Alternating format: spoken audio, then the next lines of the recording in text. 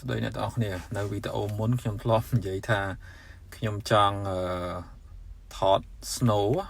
snow flag អាកតិចព្រិលតកកហ្នឹងឲ្យវាមើលទៅឃើញមានដូចគេថតនៅក្នុងអ៊ីនធឺណិតប៉ុន្តែក្នុងរយៈពេលដូចជា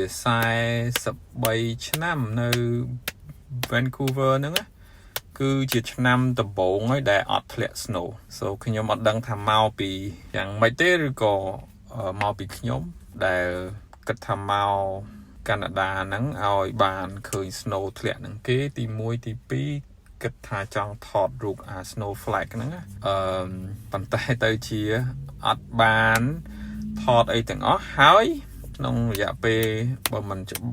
43ក៏48ឆ្នាំដែរដែល British Columbia ហ្នឹងឬក៏នៅខាង Vancouver ហ្នឹងទឹមតែលើកទី1ឯងក្នុងរយៈពេល40ឆ្នាំជាងហ្នឹងដែលអត់ធ្លាក់ snow អញ្ចឹងអ្វីដែលខ្ញុំសន្យាថាថតឲ្យ